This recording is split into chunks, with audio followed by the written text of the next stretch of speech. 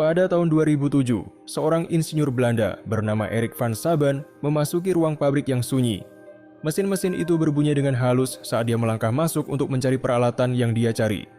Dia meletakkan alat-alatnya dan mulai bekerja. Erik adalah pria yang berani dan fokus, siap mengambil risiko, namun dia tidak bisa memahami seberapa besar risiko yang dia ambil pada saat itu. Dia mulai bergerak cepat, ingin menyelesaikan tugasnya secepat mungkin agar bisa keluar tanpa diketahui. Setelah selesai, Erik bangkit, mengusap keringatnya, dan keluar dari ruangan untuk melanjutkan hari-harinya. Meskipun tidak ada yang mencurigainya, Erik van Saban bukan hanya seorang insinyur industri biasa, ia juga seorang mata-mata internasional. Erik mengikuti perintahnya, tetapi yang tidak ia ketahui adalah bahwa dia baru saja mengubah aturan perang selamanya. Tidak hanya itu, ini juga akan membuat ia tewas kurang dari 2 tahun kemudian. Hal itu karena ini bukan pabrik biasa. Ini adalah fasilitas enrichment nuklir di Iran yang disebut Natanz. Van Saban mengunggah virus komputer ke sana, dan virus tersebut segera dianggap sebagai salah satu malware terhebat yang pernah ada. Rencana untuk memperlambat program enrichment atau pengayaan nuklir Iran terungkap, dan organisasi peretasan yang didukung pemerintah Amerika, yang tidak terdeteksi selama setidaknya 15 tahun, akhirnya terbongkar. Pernahkah kamu bertanya apa yang akan dilakukan sebuah negara saat mereka mengetahui bahwa tidak ada yang sedang memperhatikan mereka? Dalam episode Now kali ini, kita akan membahas salah satu senjata digital pertama era modern. Video ini akan membuka jendela ke dunia spionase yang dijalankan oleh beberapa negara yang terkenal dengan powernya. Pada bulan Agustus 2002, fasilitas Iran di Natanz yang lama tersembunyi mulai terungkap.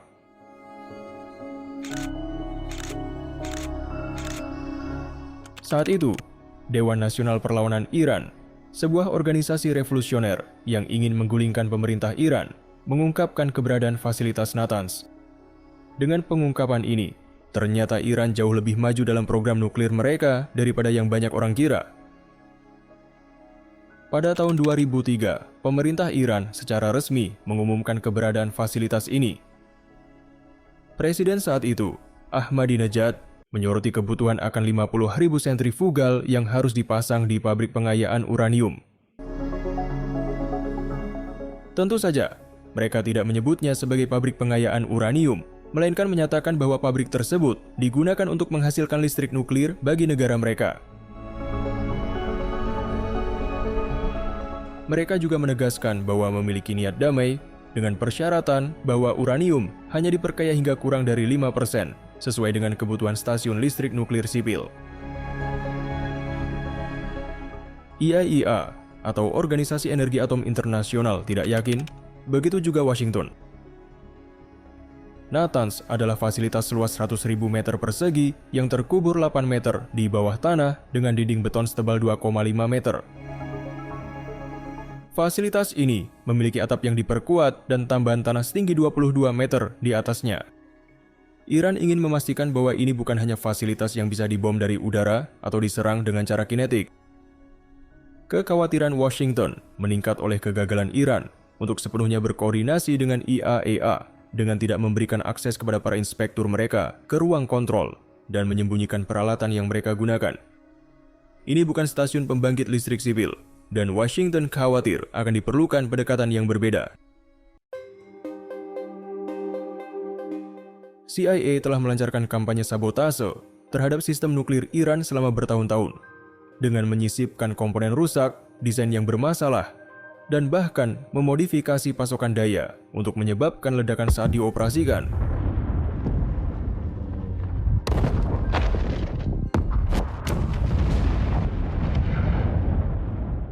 Namun, upaya ini hanya sedikit berdampak pada kemajuan Iran dalam program persenjataan nuklir.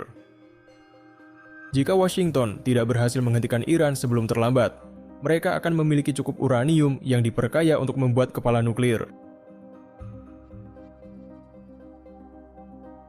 Lebih buruk lagi, Israel bisa memulai konflik bersenjata dengan Iran karena Israel melihat Iran yang bersenjata nuklir sebagai ancaman eksistensial bagi keberadaannya.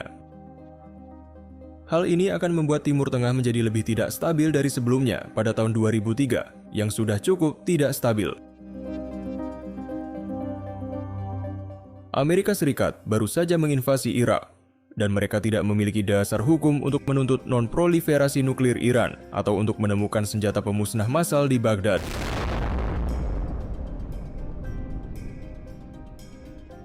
Harus ada cara untuk masuk ke fasilitas dan mengganggu mereka tanpa perlu menembak. Dan saat itulah Jenderal James Cartwright, pemimpin operasi cyber kecil di dalam Komando Strategis Amerika Serikat, memiliki ide. Ide tersebut kemudian menjadi Stuxnet. Tahun 2004, Amerika mulai mencari kerentanan dalam sentrifugal P1. Pemerintah Israel dan Amerika mulai mencoba memahami apa titik lemah dalam fasilitas Iran yang dapat mereka targetkan dengan serangan cyber. Hanya ada satu jawaban nyata untuk ini, yaitu sentrifugal, karena fungsinya untuk berputar dengan kecepatan yang sangat tinggi. Kemampuan penghancuran sentrifugal bisa sangat berbahaya bagi program nuklir. Sentrifugal adalah teknologi yang rumit dan mahal untuk diganti. Hal ini akan sangat memperlambat Iran jika Amerika dapat menyisipkan virus untuk menonaktifkannya secara massal. Untuk melakukan hal ini, Israel dan Amerika memerlukan sentrifugal yang sama yang digunakan oleh Iran, yaitu P1. P1 adalah desain sentrifugal nuklir yang diberikan oleh Abdul Qadir Khan, yang dikenal sebagai ayah dari program nuklir Pakistan dan penyebar teknologi nuklir yang konsisten kepada pemerintah Iran pada akhir tahun 80-an. Amerika menyadari bahwa P1 memiliki desain yang buruk dan rentan terhadap kelemahan yang sangat ideal. Keuntungan lainnya adalah bahwa Israel dan Amerika sudah memiliki beberapa P1 yang dapat mereka gunakan untuk menguji. Ketika Gaddafi menyerah pada ambisi nuklir Libya pada akhir tahun 90-an dan awal 2000-an, mereka mengirimkan P1 yang dimiliki kepada Amerika. Dari situ, mereka membuat salinan untuk diuji. Israel menghadapi banyak kesulitan dalam menguasai teknologi tersebut. P1 dipelajari di Pusat Riset Nuklir Shimon Peres di Gurun Negev, yang juga dikenal sebagai Dimona Reaktor, karena menjadi pusat dari rahasia terburuk dalam geopolitik, yaitu program nuklir Israel. Pengembangan awal Stuxnet dimulai sejak tahun 2005. Ada tanda-tanda kode yang ditemukan dalam versi akhir Stuxnet yang menunjukkan bahwa itu mungkin tahun di mana pengembangan virus dimulai. Ini merupakan usaha bersama antara pemerintah Israel dan Amerika yang disusun di bawah administrasi George W. Bush yang dikenal dengan Operasi Olimpiade Monica. Namun, mengapa pendekatan kerjasama diperlukan? Jawabannya adalah karena Amerika sebenarnya bisa melakukannya sendiri. Lalu apa peran Israel? Pasukan pertahanan Israel Unit 8200 adalah unit intelijen khusus dari tentara Israel yang setara dengan NSA di Amerika Serikat, dengan spesialisasi dalam perang cyber, kontra-intelijen, dan surveillance. Banyak prajurit mereka telah mendirikan perusahaan IT sukses di Silicon Valley dan bahkan dikenal mengimbangi NASA dalam keahlian teknis mereka. Ditambah dengan kemitraan mereka dengan Amerika dan kedekatan mereka dengan Iran, membuat mereka menjadi mitra yang sempurna. Namun, Washington sering memiliki alasan tersembunyi. Amerika menganggap Israel penting karena dapat memberikan alasan yang masuk akal dan sasaran untuk disalahkan jika ada masalah.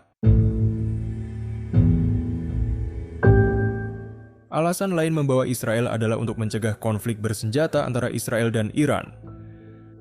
Dipercaya bahwa Iran akan memiliki cukup uranium untuk membuat senjata nuklir pada Maret 2011. Dan pada saat itu, pihak ketiga perencanaan pengayaan sedang direncanakan oleh pemerintah Iran. Karena itu, Israel harus ikut serta dalam proyek ini agar bisa meyakinkan yang lain untuk tidak melakukan serangan terhadap Iran dan menghindari konflik tambahan di Timur Tengah. Virus mulai dikembangkan, tetapi Stuxnet belum menjadi namanya. Amerika hanya menyebutnya sebagai bug. Tujuan virus komputer yang mereka rencanakan adalah untuk merusak kemampuan pengayaan uranium dalam jangka panjang. Namun, itu bukan satu-satunya taktik yang dikembangkan.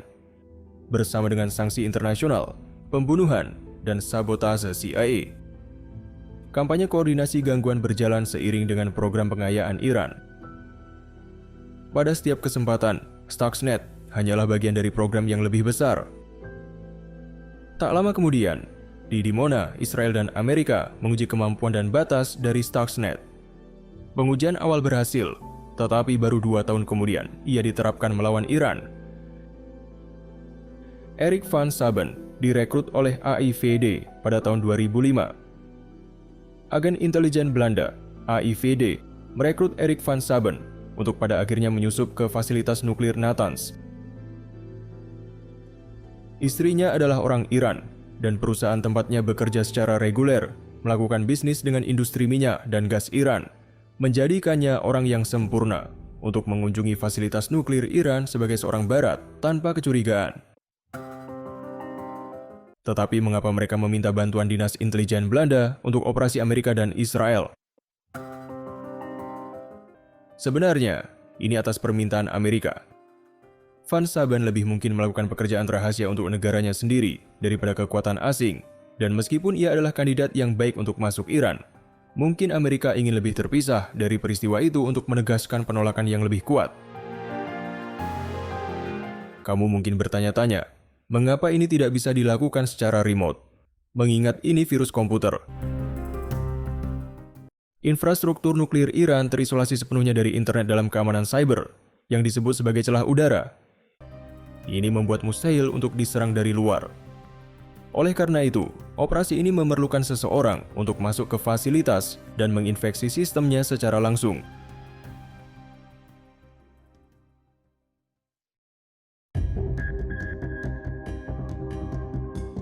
Menurut jurnalis di Deulgran, setelah 2 tahun penyelidikan, kebanyakan orang yang terlibat dalam Stuxnet tidak selalu tahu secara lengkap apa yang sedang mereka lakukan. Tidak mengherankan jika Van Saben mungkin tidak sepenuhnya memahami dampak dari tindakannya sampai setelah peristiwa itu. Pemerintah Belanda sama sekali tidak diberitahu oleh dinas intelijen mereka, bahkan AIVD sendiri tidak sepenuhnya sadar akan apa yang mereka bantu. Pada April 2006, Iran berhasil memperkaya uranium untuk pertama kalinya dari pabrik Natanz. Setelah memberitahu IAIA bahwa mereka tidak akan lagi mematuhi protokol atau inspeksinya. Hal ini menimbulkan alarm bagi Amerika dan sekutunya.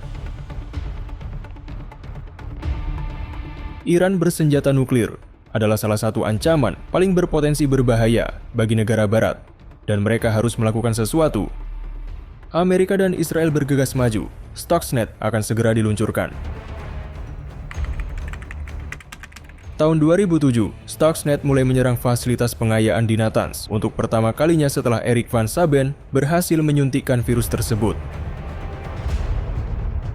Ada beberapa kontroversi tentang bagaimana virus tersebut masuk ke dalam pabrik. Beberapa mengatakan bahwa ini dilakukan melalui USB biasa, karena versi awal virus membutuhkan USB untuk menyusup ke dalam sistem, yang dikuatkan oleh seorang arsitek virus yang tidak disebutkan namanya. Namun, ada alasan untuk percaya bahwa virus tersebut disalurkan ke komputer pompa air yang kemudian dipasang oleh Van Saben. Bahkan hari ini, tidak ada jawaban pasti tentang bagaimana Stuxnet masuk ke sistem Natanz Iran. Pada awalnya, tidak terjadi apa-apa, dan percaya atau tidak, itu memang yang diinginkan oleh Amerika dan Israel agar secara diam-diam tanpa diketahui. Kemudian serangan awal Stuxnet yang kurang dikenal mulai dilakukan. Virus menggunakan apa yang disebut sebagai beacon untuk secara rahasia menggambar blueprint listrik pabrik dengan harapan dapat memetakan operasi dan memahami bagaimana komputer mengendalikan sentrifugal. Virus akan mengirimkan peta ini kembali ke para programmer di Amerika Serikat, membangun jaringan untuk virus agar dapat diperbarui secara remote.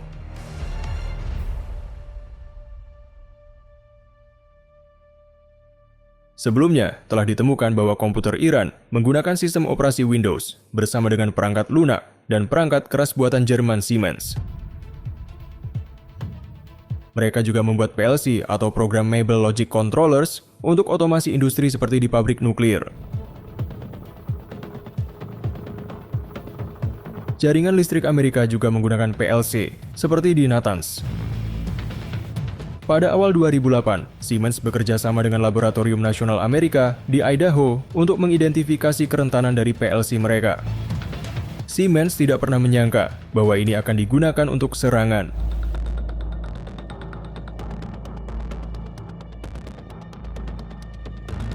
Tahun 2008 hingga 2010 adalah tahun-tahun Stuxnet. Stuxnet adalah malware kompleks yang menggunakan zero-day exploits yang sebelumnya tidak diketahui. Stuxnet menggunakan 4 zero-day exploits yang langka. Setelah diperbarui, virus mencari perangkat lunak tertentu dan kriteria lain di komputer tempat dia berada. Ketika kriteria terpenuhi, virus mengambil alih PLC dan sentrifugal, merusak motor, menyebabkan gagal, dan menyembunyikan tindakannya. Stuxnet berhasil memperlambat program nuklir Iran. Stuxnet menyebabkan kerusakan secara rahasia di Natanz, membuat Iran mencurigai sabotase. Meskipun Iran tidak menemukan bukti manipulasi, hampir 1/5 dari kapabilitas pengayaan nuklir Iran rusak, sekitar 1000 sentrifugal rusak dan harus diganti. Itu merupakan pukulan besar bagi program nuklir Iran, hampir terlalu sempurna dalam pelaksanaannya. Pada tahun 2010, Stuxnet secara tak sengaja bocor ke internet karena bug dalam kode update terbarunya.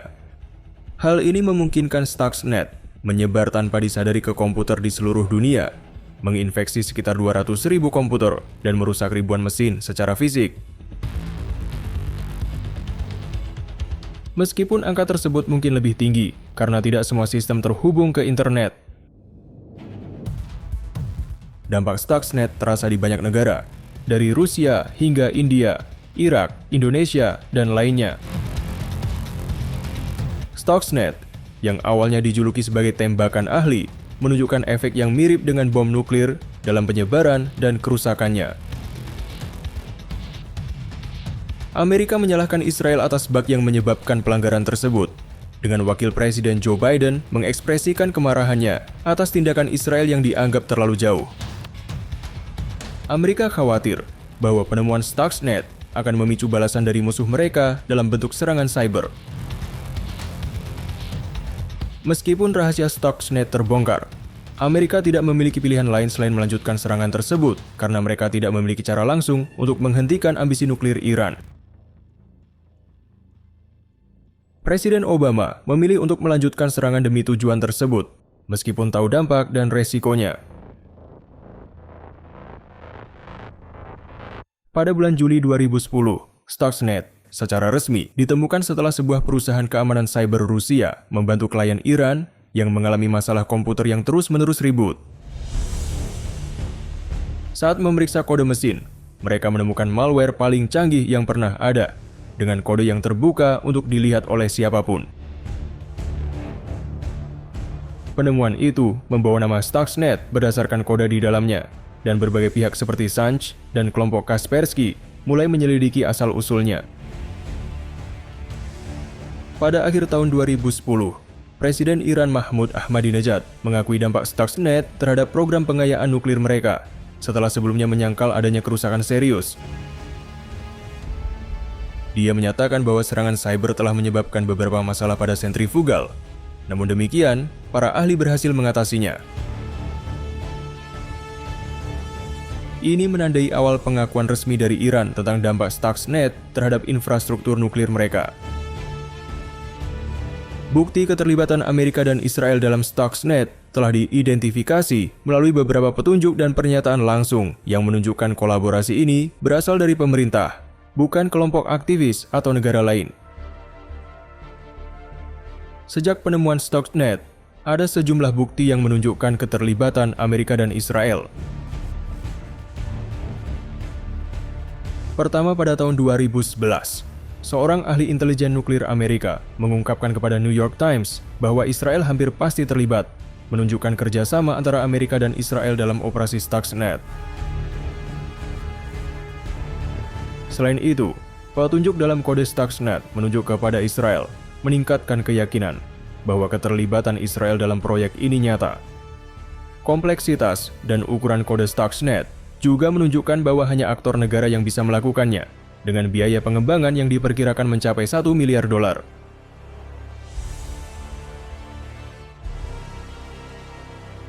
Gary Samore, koordinator White House untuk pengendalian senjata dan pemusnahan massal selama administrasi Obama, secara halus mengakui keterlibatan AS dalam Stuxnet. Dia menyatakan, "Kami senang Iran mengalami masalah dengan mesin sentrifugal mereka, dan bahwa kami, Amerika, dan sekutu-sekutu kami melakukan segala yang kami bisa untuk mempersulit keadaan bagi mereka."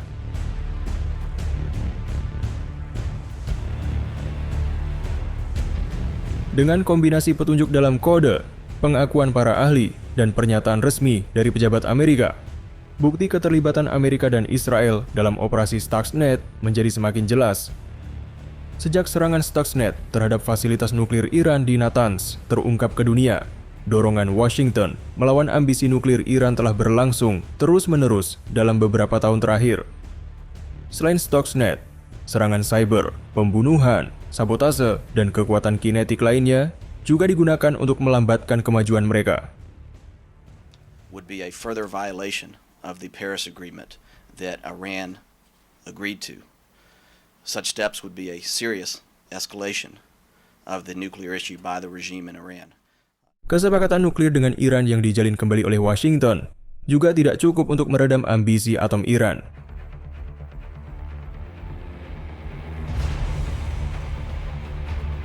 Pada tahun 2021, terjadi serangan pada pabrik yang menyebabkan pemadaman listrik. Serangan ini datang seminggu setelah Presiden Biden mencoba menghidupkan kembali kesepakatan nuklir yang diakhiri oleh Presiden Trump. Iran bahkan mampu meluncurkan serangan balasan terhadap jaringan perbankan Amerika pada tahun 2012 dengan menggunakan apa yang dikenal sebagai serangan penolakan layanan.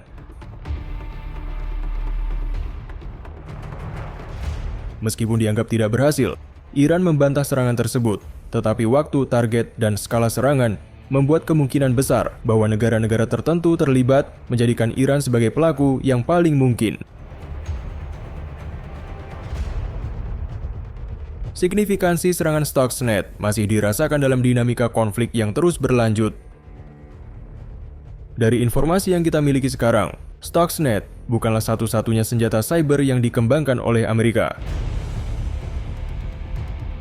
Beberapa tahun setelah penemuan Stuxnet pada tahun 2015, ditemukan adanya kaitan dalam kode Stuxnet dengan organisasi peretas misterius yang dikenal sebagai Equation Group. Laboratorium Kaspersky, salah satu organisasi keamanan cyber terdepan di dunia, menemukan beberapa kesamaan khas dalam kode antara Stuxnet dan virus lain seperti Fanny, Flame, dan Flower Shop, yang semuanya juga terkait dengan Equation Group. Temuan ini mengindikasikan bahwa Stuxnet dan Equation Group memiliki kaitan yang erat, baik dalam pengembangan maupun implementasi malware mereka. Equation Group telah mengincar infrastruktur geopolitik di seluruh dunia, mulai dari pemerintahan, lembaga diplomatik, kelompok penerbangan, energi, penelitian nuklir, hingga nanoteknologi.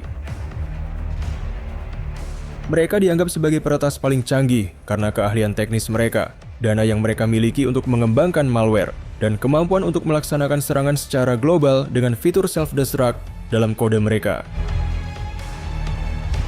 Meskipun hanya ditemukan sekitar 500 infeksi malware yang dapat diatribusikan kepada Equation Group, jumlah sebenarnya diyakini bisa mencapai puluhan ribu. Keberadaan mereka telah berlangsung setidaknya selama 1,5 dekade, dan kesamaan teknis mereka dengan Stuxnet menunjukkan keterkaitannya yang erat dengan NSA. Terutama dengan unit operasi akses terampil atau Tailored Access Operations. Keterkaitan Stuxnet dengan Equation Group dan NSA membuka pandangan baru tentang karakteristik cyber warfare dan keamanan global secara keseluruhan. Keberhasilan Stuxnet dan operasi cyber rahasia semacam itu menyoroti kompleksitas dan dampak dari operasi intelijen yang sering kali tidak diketahui secara luas oleh publik. Inilah akhir dari episode kali ini. Bagaimana menurutmu? Tulis pendapatmu di kolom komentar, dan nantikan episode selanjutnya hanya di Nest On.